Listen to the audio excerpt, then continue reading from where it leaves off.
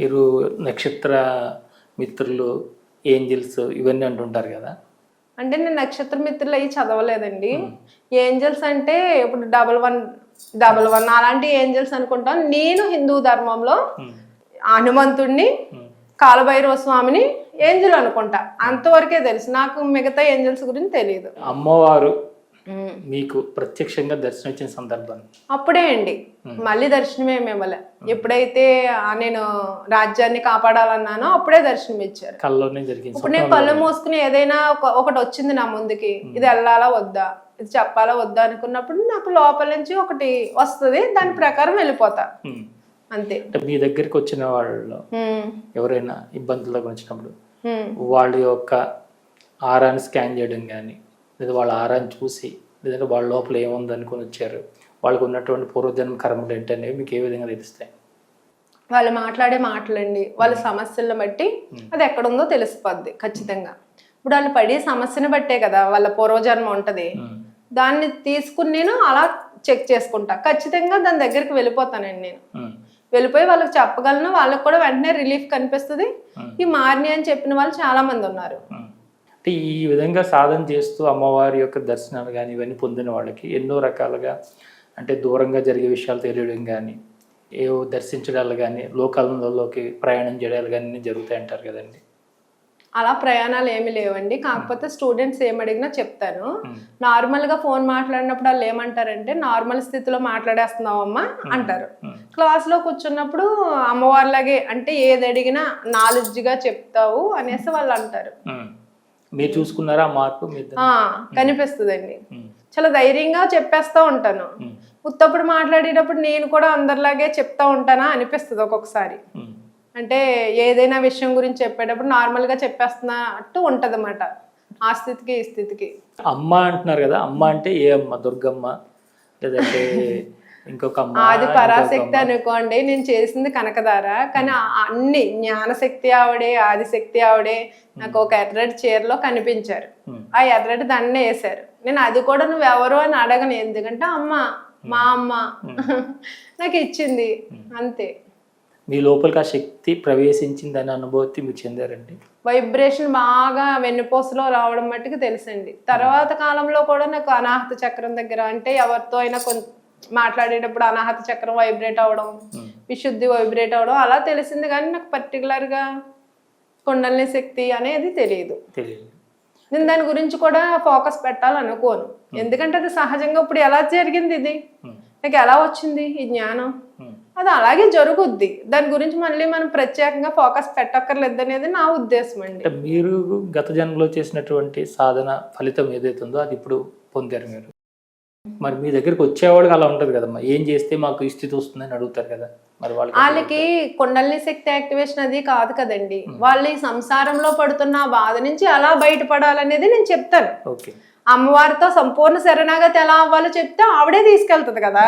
దానికి నేను గురువుని కాదు, వాళ్ళని గైడ్ చేయడానికి అంత జ్ఞానం నాకు ఉందో లేదో నాకు తెలియదు కదా. ఆవిడ చేతిలో పెట్టేస్తా తీసుకెళ్ళి, ఆవిడే నడిపించుకుంటది. వాళ్ళ యొక్క పూర్వజన్మ కర్మను బట్టి వాళ్ళని నడిపిస్తుంది, అంతే కదండి. బాగా చదువుకున్న వాళ్ళు, అంటే మీకంటే కూడా ఉన్నతంగా చదివిన వాళ్ళు, పెద్ద పెద్ద ఉద్యోగాలు చేస్తున్న వాళ్ళు కూడా వాళ్ళ సమస్యను తీర్చుకోలేకుండా మీ దగ్గరికి రావడం అనేది ఏంటి అసలు? వస్తున్నారండి, అది అమ్మ రప్పిస్తుంది. ఒక ఆయన మేనేజర్ అయితే, ఆయన నాతో మాట్లాడినప్పుడు నా క్లాస్ బాగా ఇప్పుడు లైఫ్ టైం ఉండిపోతామన్న స్టూడెంట్స్ కొంతమంది ఉన్నారు, చాలా మంది ఉన్నారు. స్కూల్ టీచర్స్ ఉన్నారు, లెక్చరర్స్ ఉన్నారు, మేనేజర్స్ ఉన్నారు. వాళ్ళు అంటారు మీరు ఇక్కడ ఆగిపోకూడదు, ఇంకా ఎంతో మందికి వెళ్ళాలని. కాకపోతే ఇన్ని రోజులకు అమ్మ నాకు అనుగ్రహించినట్టుంది. అయితే ఆయన ఏం చేశారంటే, ఆయన రియల్ ఎస్టేట్ మొదలు పెట్టారు. మొదలుపెట్టి నాతో మాట్లాడినప్పుడే జాబ్ కన్నా రియల్ ఎస్టేట్ చాలా బాగుంది మేడం, జాబ్ కన్నా అని 4-5 సార్లు అన్నారు. తర్వాత ఈయనకి జాబ్ పోయింది. పోతే నా దగ్గర చెప్పారు, చెప్పిన వెంటనే నాకు ఐడియా వచ్చేస్తుంది. అంటే మీరు ఈ ఎనర్జీని తగ్గించారు, ఇప్పుడు ఎవరితోని పోల్చకూడదు. ఆ పోల్చారు ఈయన, పోల్చినప్పుడు ఇది తగ్గిపోయింది దీని ఎనర్జీ. మీరు ఏం చేయాలంటే, జాబ్ రావడం వల్ల మీరు, అంటే మీ జాబ్ వచ్చిన కాడి నుంచి ఏం బెనిఫిట్స్ పొందారు, దానివల్ల ఏమి సౌకర్యాలు పొందారు రాయమని క్షమాపణ చెప్పమన్నా జాబ్కి. చెప్పిన వెంటనే అదే ఆఫీస్లో ప్రాజెక్ట్ వచ్చేసింది 5 రోజులకి. ఆయన మళ్ళీ అందులో జాబ్లో జాయిన్ అయిపోయారు. అంటే మాకు ఎక్కడ ఎనర్జీ తగ్గించాము. ఇప్పుడు ఇంద్రుడు లక్ష్మీదేవిని అవమానపరిచారండి. అవమానపరిస్తే లక్ష్మీదేవి వెళ్ళిపోయింది. క్షీరసాగర్ మదనం చేయవలసి వచ్చింది. అలాగే మన భావోద్వేగాల్ని మదనం చేస్తామండి. చేసినప్పుడు ఫస్ట్ విషమే వస్తుంది ఈ భావోద్వేగాల ద్వారా. ఆ విషయాన్ని కూడా ఎవరు తీసుకున్నాడు? శివుడే కదా తీసుకున్నాడు. అంటే యూనివర్సే కదా స్వీకరించింది. కానీ లక్ష్మీదేవి వచ్చింది, ఐరావతం వచ్చింది, అమృతం వచ్చేదాకా చిలికాం కదండి. అలాగే ఇప్పుడు ఈ అమృతం, లక్ష్మీదేవి, ఐరావతం ఇవన్నీ ఏంటంటే మనకు కావాల్సిన కోరికలు అనుకున్న చివరికి వెళ్ళేది ఆత్మతో మమైకం అవ్వడం, అమృతం దగ్గరికి ఇవి వస్తూ ఉంటాయి. మనం చక్కబెట్టుకుంటూ ఉండాలి. కానీ వీటిలో పడిపోకుండా మళ్ళీ ఆత్మతత్వం వైపుకి, ఆత్మజ్ఞానం వైపుకి, ఆ పరమాత్మలో ఐక్యం అవ్వడానికి వెళ్ళాలి అనేది నా ఉద్దేశం. వీళ్ళందరినీ ఏంటంటే ఒక ప్రసాదం పెట్టడానికి తీసుకొస్తున్నా. తర్వాత ఇందులోనే ఆత్మజ్ఞానాన్ని చెప్తున్నా.